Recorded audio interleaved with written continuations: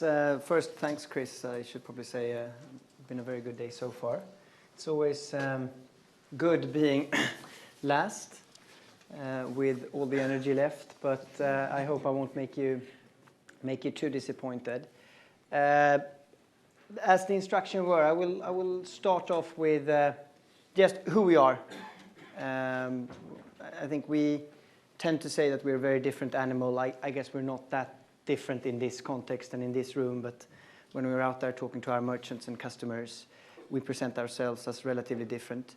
We were essentially founded in 2015 through a merger of 15, 16 different businesses. So within 12 months, we acquired 15 businesses, threw them together into what we call a big zoo.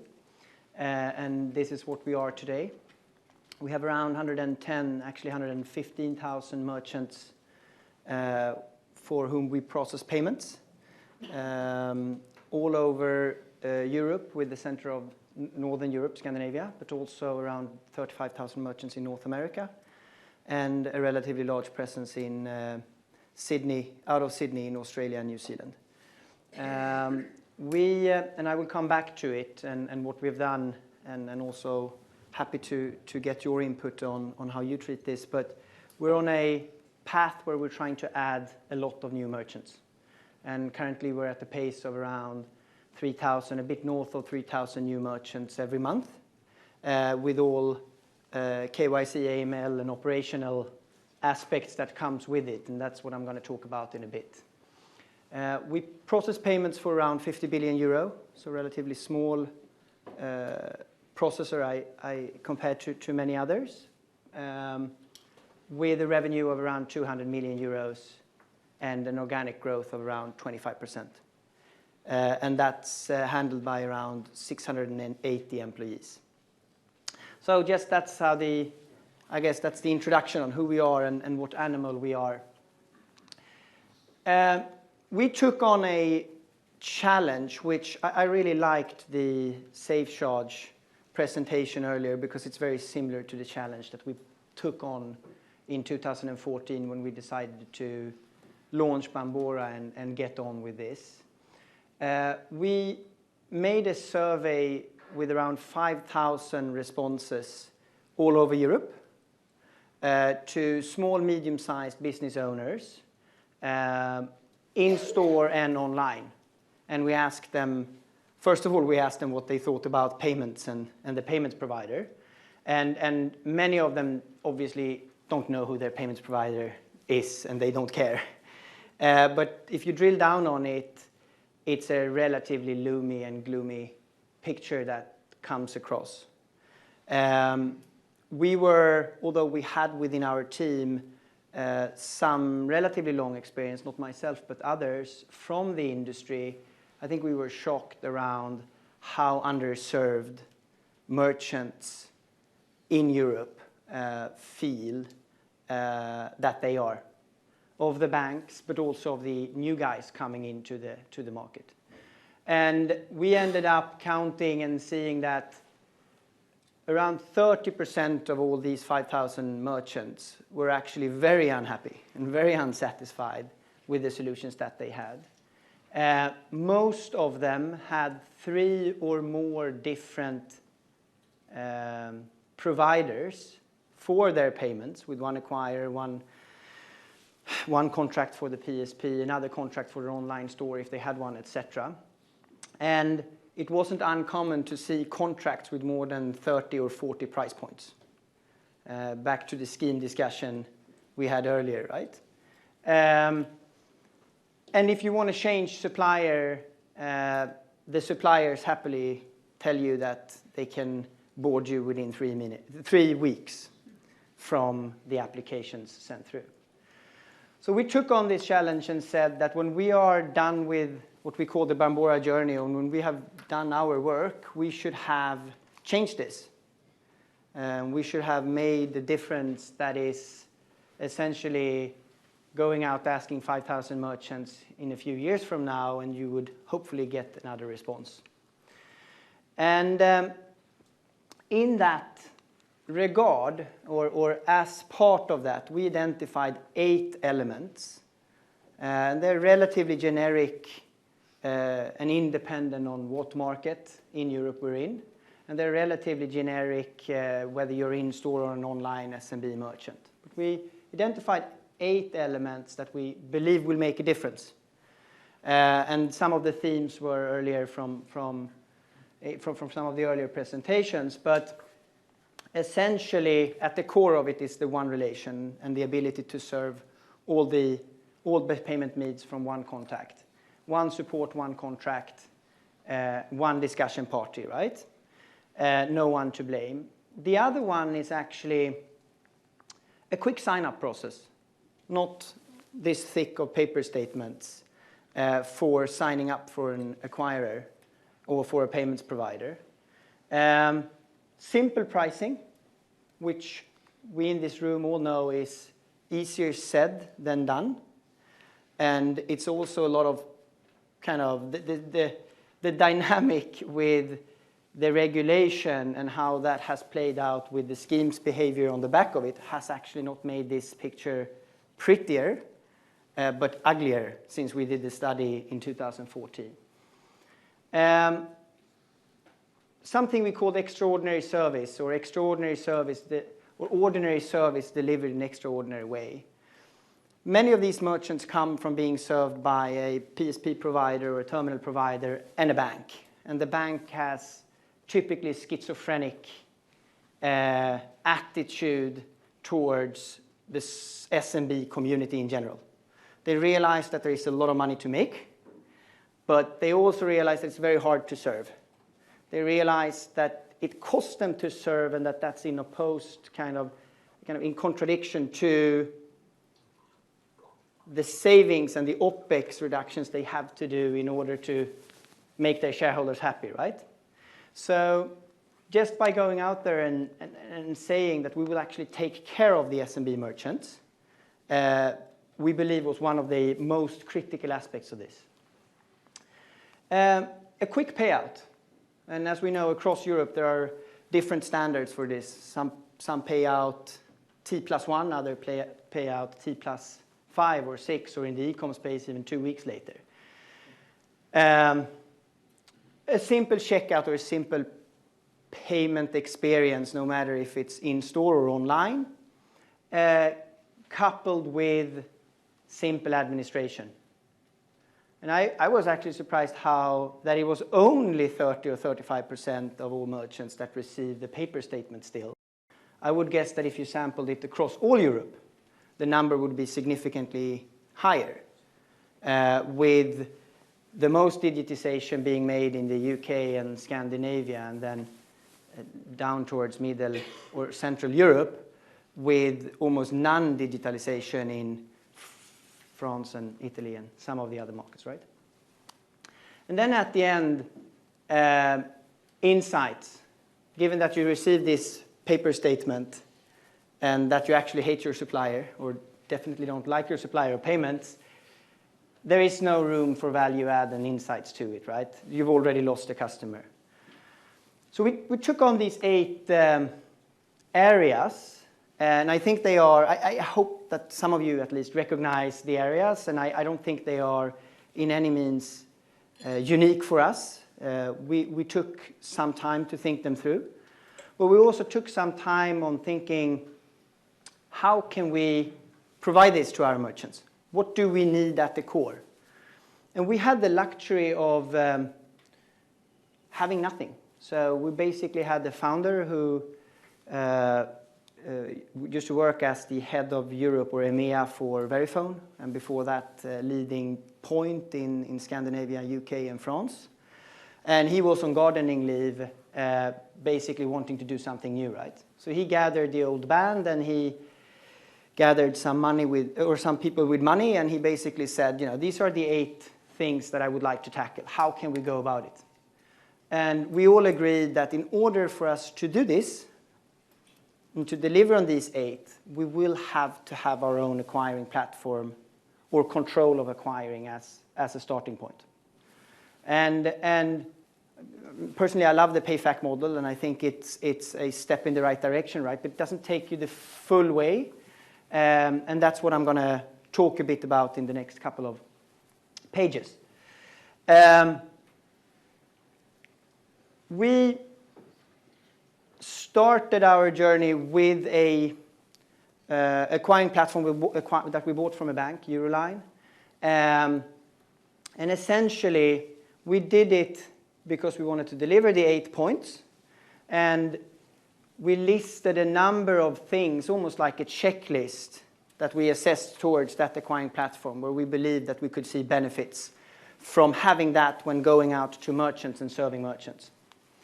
And essentially, I think the perhaps most important piece of it is the understanding. Since we acquired 14 additional companies, we have gateway capabilities in-house, both in-store and online. We have terminals. We have all of that. And we have noticed and we see the difference when we are out there of having everything within one company, within one office, gives you a broader understanding of scheme compliance, transaction management, transaction monitoring. And it's almost like a soft capability, but it makes all the difference when you design features or when you approach merchants out there. Also the control of the KYC and AML, to have that fully and have that responsibility, having MasterCard, but also the FSA knocking on your door, forces you to be very innovative if you want to have a quick payout, if you want to board quickly, if you want to, basically make innovation on top of it. And we believe that those are the things that has allowed us to build tools so that we today board around 600 new merchants to our acquiring platform or to our platform every week. And typically, we do it all digital, with just digital signing, and everything is digital, right? And it should not take more than a few minutes. 90% of our merchants, which is a promise, should have their terminal and device delivered within 24 hours. Boarded, KYC, AML completed. And I think that's the greatest benefit of having the acquiring platform at the base of what we do and what we have set out to do. There are also other things of having an end-to-end control, which goes on the payment performance. The question was earlier, where in the chain, where is the outage, and where do you see the outage? And I think the answer was so right. The merchant doesn't care, for obvious reason. And it's hard sometimes, right? When it's connectivity issues, there are other issues, but still the merchant doesn't care. And I think for us to have control end-to-end and being able to design our own backfall, or to design our own rerouting, etc., but always have our own acquiring at the back, has been extremely helpful. And it's something that we'll do for enterprise merchants, but not so many do for the SMBs. But it's equally bad, actually, for the guy selling ice cream on that day, and in particular if you're in Scandinavia, it's one day of the year where there is actually 25 degrees and sunny, right? You desperately want to sell ice cream on that day.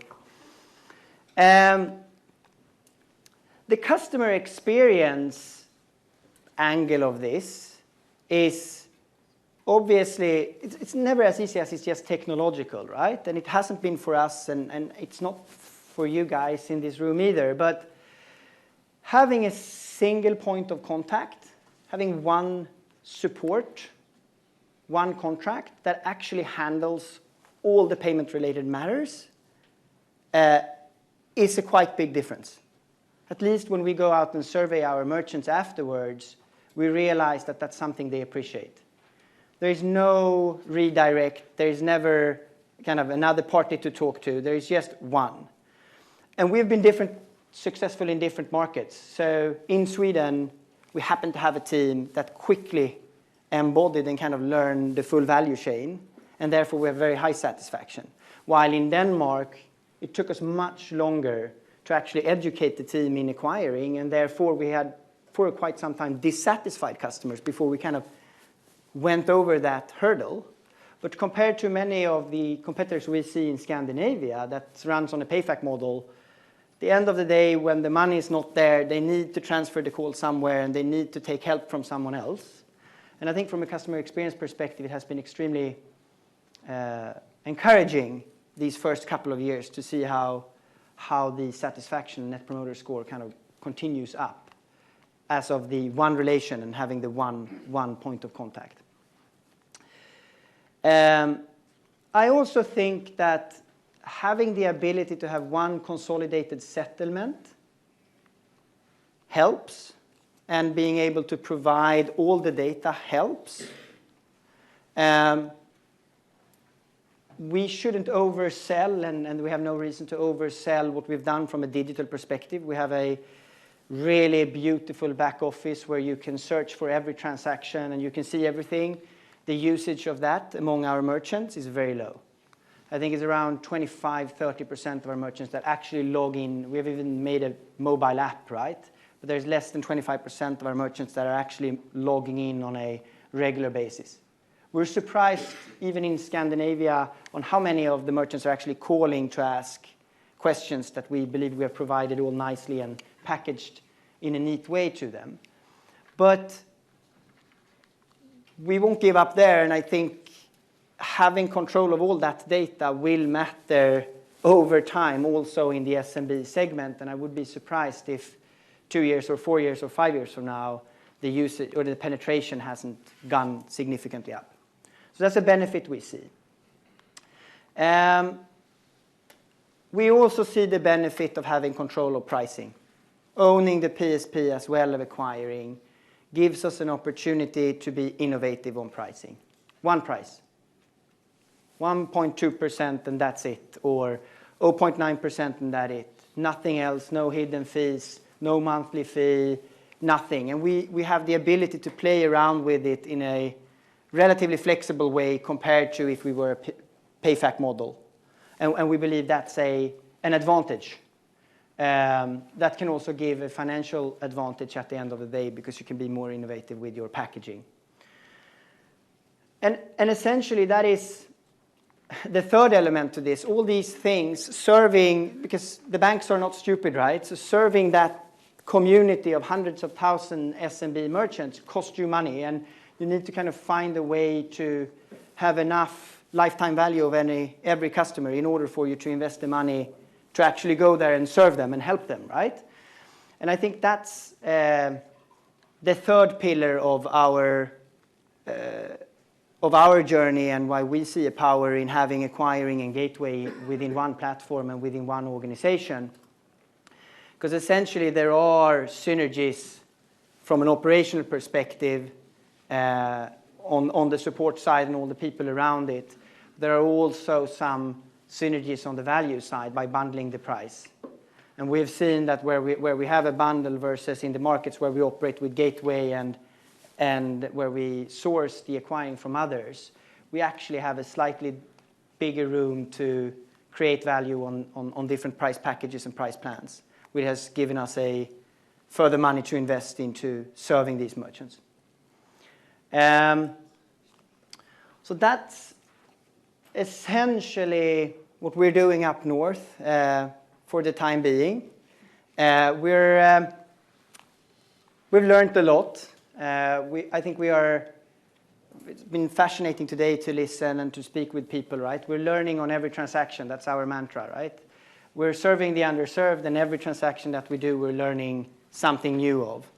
And I think a few of the things, and they might be generic, but they are nevertheless valid, I would say, is that what we've learned over the last 3 years, there is an increasing demand for merchants, also in the small segment, going from in-store to online. So the ability to provide, I guess, multi-channel payments with one administration, one contract, one back office, one reporting, one reconciliation, and in our case, not yet, but hopefully not too far from now, one combined settlement, is actually helping all those merchants moving that direction. Which also speaks for a rebundling and kind of getting everything into one platform. But also starting from acquiring and build upwards. allows you to board faster and safer and allows you to have full control of your boarding, which in turn allows you to be very aggressive in distribution.